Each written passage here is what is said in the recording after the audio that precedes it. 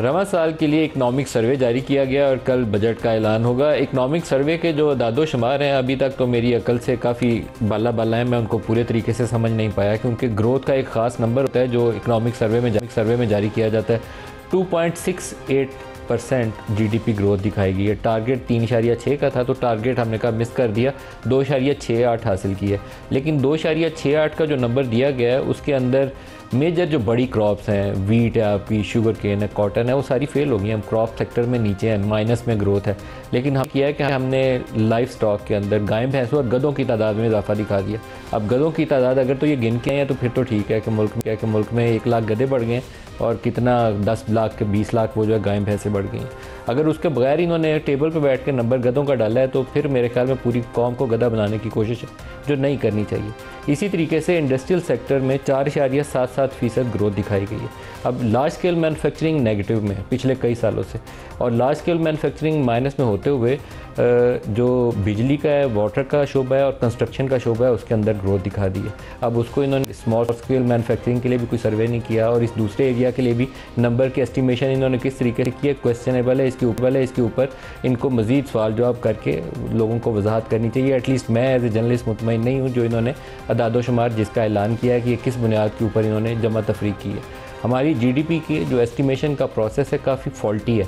कुछ नंबर्स ऐसे हैं जो हम 1996 या 2006 के सर्वे हैं उसके ऊपर सिर्फ प्रोजेक्शंस लेते हैं। 2025 में बैठ के 2006 की जो एक सर्वे की हुई है उसके ऊपर प्रोजेक्शन लिए जा रहे हैं, तो ये दुरुस्त नहीं है तरीकाकार। इसको हमें बदलने की ज़रूरत है, हमें रियलिटी के करीब आना चाहिए। सबसे बड़ी जो अचीवमेंट जिसका ये क्रेडिट गवर्नमेंट क्लेम कर रही है वो ये है कि हमने महंगाई की शरह जो 40% खुद अपनी नालायकी से PDM की हुकूमत ऊपर लेकर गई थी उसको हम कुछ 4.5% के करीब ले हैं। अब महंगाई की शरह में कमी आई है, उसके अंदर सबसे बड़ा जो कंट्रीब्यूटिंग फैक्टर है वो आपकी वीट की प्राइसेस हैं जो कोलैप्स कर गई हैं, और उसकी कॉस्ट कितनी बड़ी पाकिस्तान पे कर रहा है कि इस साल भी वीट नीचे चली गई और अगले साल भी सोइंग सीज़न नहीं है। पूरा किसान चीखें मार रहा है कि हमने 4,000-5,000 के वादे के ऊपर वीट लगाई थी, लेकिन हमारी 2,000 पे भी किसी ने वीट उठाई नहीं। उससे आपकी इन्फ्लेशन गिर गई, और इंटरनेशनल जो फ्यूल ऑयल प्राइसेस हैं वो गिरी हुई हैं, उस वजह से आपकी इन्फ्लेशन गिर गई है। तो आपकी पॉलिसी का उसमें कंट्रीब्यूशन कितनी है ये भी अभी एक समझने की ज़रूरत है। आगे चलेंगे प्रोग्राम में तो अपने मेहमानों से पूछेंगे। अनएम्प्लॉयमेंट, इसके ऊपर बहुत ज़्यादा जिक्र होना चाहिए था। आपकी साल के बाद, हर साल के बाद अब ग्रोथ नीचे जा रही है। पिछले 3 या 4 सालों में आप 1.5% की शरह से ग्रो कर रहे हैं, और आपकी जो पॉपुलेशन ग्रोथ रेट है वो 2.5% से ऊपर है। तो आपकी अनएम्प्लॉयमेंट यहाँ से यहाँ आ जानी चाहिए थी। जो वर्ल्ड बैंक ने एक हमारा पॉवर्टी के ऊपर सर्वे जारी किया है वो शो करता है कि हमारी पॉवर्टी को 40-45% पे पहुंच गई, और अगर डेवलप कंट्री वाला वो पैमाना हम लगाएं तो 88% पॉपुलेशन जो है वो हमारी ख़ते गुर्बत से नीचे है। इसका आसान लफ्ज़ों में मतलब ये है कि हमने जो मिडिल क्लास थी उसको मुकम्मल तौर पर ख़त्म कर दिया, ग्रोथ एक्टिविटी को किल कर दिया हमने, और उसके बावजूद हम कोशिश कर रहे हैं कि हमारी टैक्स भी ज़्यादा आएगी, इकॉनमी को हम रोज़ी पिक्चर भी पेट करेंगे, नई इंडस्ट्री भी लगेगी। कहाँ से लगेगी भैया? तो आज के प्रोग्राम में इन इश्यूज़ पर बात करने के लिए हमारे साथ हैं डॉक्टर हफीज़ साहब, पाकिस्तान के साबिक़ वज़ीर ख़ज़ाना है। इसके अलावा आरिफ हबीब साहब, मोहम्मद सुहेल साहब और आसिफ पीर साहब, ये सब हमें प्रोग्राम में ज्वाइन करेंगे। जो ग्रोथ के एस्टिमेट्स हैं वो आम तौर पर उसके ऊपर बहुत ज़्यादा बहस की जानी चाहिए, इसलिए कि आपने जो फ्यूचर की फोरकास्ट हैं सारी उन्हीं नंबर्स को बुनियाद बनाकर आगे जाके लेनी है। आप पॉपुलेशन का नंबर लेते हैं, साथ ग्रोथ एस्टिमेशन करते हैं, और ख़ास तौर पर पाकिस्तान जैसी इकॉनमी जिसका एग्रीकल्चर सेक्टर के ऊपर बहुत ज़्यादा इन्हिसार है, उसी एग्रीकल्चर सेक्टर के ऊपर ही अगर एस्टिमेशन बहुत फॉल्टी होगी तो फिर क्या करेंगे? इस वक्त आप लार्ज स्केल जो मैन्युफैक्चरिंग है उसको भी आप माइनस में दिखा रहे हैं, जो बड़ी क्रॉप्स हैं उसको भी आप माइनस में दिखा रहे हैं। तो इसका मतलब है कि हमारी पॉलिसी में कुछ ऐसा गलत ज़रूर था। मौसमी हालात भी होंगे, क्लाइमेट का इम्पैक्ट भी होगा एग्रीकल्चर के ऊपर, लेकिन हमारी पॉलिसीज़ में भी कुछ ऐसा दखल ज़रूर था जिसने ये तबाही की है। LSM जो लार्ज स्केल मैन्युफैक्चरिंग है वो पिछले कई सालों से क्राइसिस में है। मेरा ख्याल ये था कि 1 साल 2 साल अब आपके कोरोना वाला पीरियड गुजर गया है। अब आप पोलिटिकल क्राइसिस वो जो था कि इमरान खान की हुकूमत के ख़िलाफ़ नो कॉन्फिडेंस हुई थी, तो एक वो तहरीक चल रही थी, वो भी 1 साल गुजर गया। तो उसके बाद ग्रेजुअली आपकी बहुत लो बेस है, इसको ऊपर की तरफ जाना चाहिए, लेकिन आप ऊपर की तरफ नहीं गए इसलिए कि आपकी नई इन्वेस्टमेंट ही नहीं। जो आपकी एक मेन स्टे था टेक्सटाइल सेक्टर, उसमें भी जो ग्रोथ होनी चाहिए थी वो पॉजिटिव है, लेकिन जो ग्रोथ होनी चाहिए थी वो ग्रोथ नहीं हुई।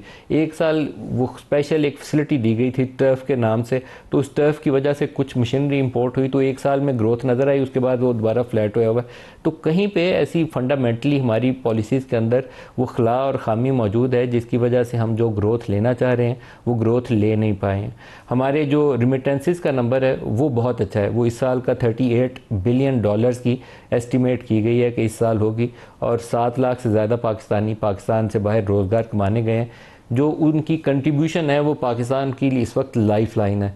अगर ये आपके नंबर 8 अरब डॉलर जो इजाफी आपकी रिमिटेंसेस के मद में आए हैं, ये ना आए होते तो इस 10 अरब डॉलर को बारो करने के लिए हम दुनिया सारी के आगे इस वक्त बकारी बने होते। तो ये एक सिचुएशन है। एक्सपोर्ट में बहुत ज़्यादा कोई रोज़ी पिक्चर नहीं है जो दुनिया को सक्सेस स्टोरी के तौर पर पेश की जा सके।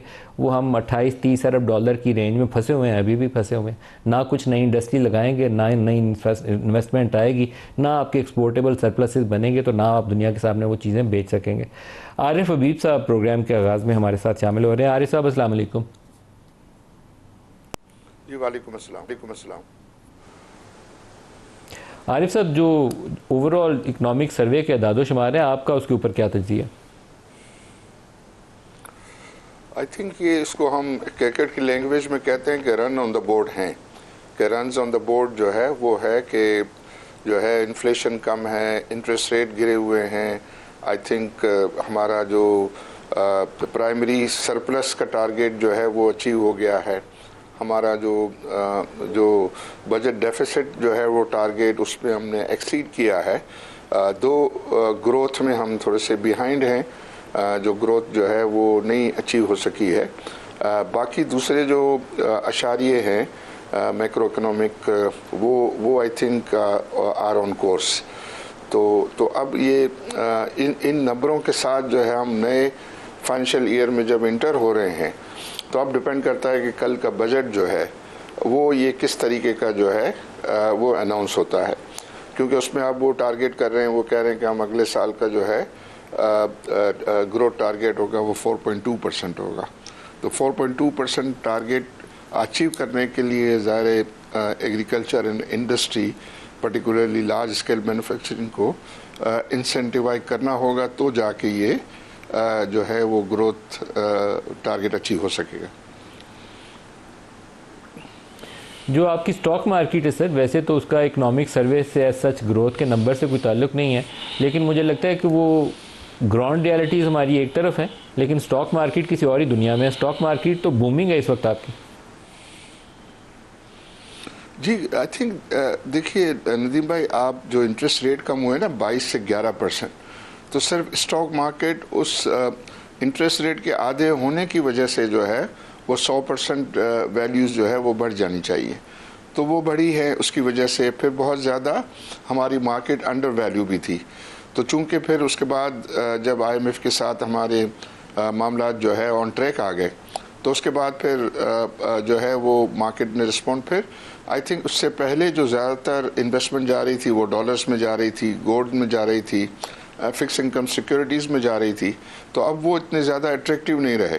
तो फिर जो है ये स्टॉक मार्केट, और स्टॉक मार्केट में जनरली आपने देखें कि कंपनीज़ की प्रॉफिटेबिलिटी ग्रोथ जो है वो इम्प्रेसिव रही है, और उनके डिविडेंड यील्ड्स वगैरह भी जो है वो अच्छे रहे। तो उसकी वजह से, और ज़ाहिर है हम IMF के प्रोग्राम में होते हैं, तो फिर गवर्नमेंट जो है वो डिसिप्लिन भी हो जाता है, फाइनेंशियल डिसिप्लिन भी बेहतर रहता है, तो उसको वो रिस्पॉन्ड कर रहा है। तो अब आगे जाके आई थिंक ग्रोथ का जो है वो बहुत ताल्लुक है, क्योंकि आगे अगर आप प्रॉफिटेबिलिटी की फर्दर ग्रोथ देखना चाहते हैं, तो उसमें फिर पर्टिकुलरली वो सेक्टर्स के जहाँ आइडियल कैपेसिटीज़ हैं, जहाँ ये अपनी उनकी प्रोडक्शन कैपेसिटीज़ फुल्ली यूटिलाइज नहीं है, उसको जो है इंसेंटिवाइज करके, उनको बेहतर करके फिर हम हासिल कर सकेंगे फर्दर जो है प्रॉफिटेबिलिटी ग्रोथ अगले साल में। लेकिन आरिफ साहब, जो लार्ज स्केल मैन्युफैक्चरिंग है वो नेगेटिव है और पिछले कई सालों से बहुत बदहाली का शिकार है। आपकी जो अनएम्प्लॉयमेंट रेट है वो इस वक्त अलार्मिंगली ऊपर होना चाहिए। नंबर मुझे ये सर्वे से पूरी उसकी करेक्ट एस्टिमेशन वाज़ेह नहीं हुई कि उन्होंने किस तरीके से उसको एस्टिमेट किया। इवन इंडस्ट्रियल सेक्टर के अंदर आप जो डिफरेंट सब सेक्टर्स हैं उनकी भी देखें परफॉर्मेंस तो बहुत रोज़ी पिक्चर नहीं है। लार्ज स्केल मैन्युफैक्चरिंग और आपकी मेजर क्रॉप्स जो हैं वो आपकी फ़ेल हुई हैं, नाकाम हुई हैं। तो आपकी जीडीपी के अंदर कुछ एक ऐसी पिक्चर नहीं है जिसको तसल्ली बख्श करार दिया जाए। नहीं, आप बिल्कुल सही कह रहे हैं। आप बिल्कुल सही कह रहे हैं कि जहाँ तक आवाम के फलाह की चीज़ें हैं, जहाँ से लोगों को रोज़गार मिलना है। देखिए, एग्रीकल्चर सबसे लार्जेस्ट एम्प्लॉयर है, फिर उसके बाद जो है वो इंडस्ट्री और उसमें कंस्ट्रक्शन जो है वो सेकंड लार्जेस्ट एम्प्लॉयर है। वहाँ के कोई हालात जो है वो अच्छे नहीं रहे और इसी वजह से पब्लिक प्रेशर फील कर रही है और पब्लिक का ये कहना है कि भाई अगर आपको मैक्रो इकोनॉमिक स्टेबिलिटी आ गई तो सो व्हाट, उसमें हमें क्या मिला। तो उसका यही हुआ है और वो सही कह रहे हैं कि जो इन्फ्लेशन हो चुका है, ये हम कहते हैं कि इन्फ्लेशन कम हो गया, तो इन्फ्लेशन तो फर्दर महंगाई का रेट कम हो गया, लेकिन जो महंगाई हो गई है उसका बर्डन तो सब लोगों के ऊपर अभी उसी तरह खड़ा हुआ है। और उससे बढ़कर ये कि पिछले साल सैलरी क्लास पे और टैक्स भी बढ़ा दिया, तो उनके लिए और मुश्किलात जो है वो बढ़ गई। तो जब मैं ये कहता हूँ कि अब ये मैक्रो इकोनॉमिक स्टेबिलिटी का दावा किया जा रहा है कि वो हमने अचीव किया है, तो अब उससे वो बोझ जो है लोगों के ऊपर कम करें। देखिए, पाकिस्तान में 3 बड़े मसले थे इन्वेस्टमेंट के, जो रुकावटें थी। वो हाई इंटरेस्ट रेट था, वो इंटरेस्ट रेट अभी 22 का 11 आया, लेकिन अभी भी ज़्यादा है और कम होना चाहिए। इलेक्ट्रिसिटी जो है वो रीजन में हाईएस्ट है, उसमें कुछ कमी हुई है, कुछ अनाउंसमेंट हुई है, लेकिन वो भी पूरी तरीके से अभी इम्प्लीमेंट अभी तक नहीं हुई है। वो था कि इफेक्टिव अप्रैल जो है वो रेट जो है वो कम होंगे। फिर जुलाई का वादा है कि जुलाई में मज़ीद कम होंगे। और तीसरा सबसे बड़ा जो इशू प्रॉब्लम है वो हाई टैक्सेशन रेट्स हैं।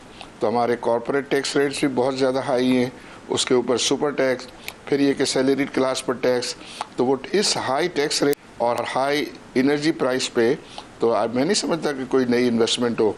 अब लकीली ये है कि पाकिस्तान के पास आइडियल कैपेसिटीज़ मौजूद हैं, उस पर इनको ज़ाहिर है स्ट्रेटजी करनी होगी कि जिसकी वजह से वो आइडियल कैपेसिटीज़ यूटिलाइज हों और उससे फिर ये है कि ग्रोथ भी आए, लोगों को जो है रोज़गार के मौके भी मिलें, गवर्नमेंट के रेवेन्यूज़ भी जो है वो बढ़े। तो उस पर आई थिंक गवर्नमेंट को बैठ करना होगा और वो कल के बजट से हमें पता चलेगा।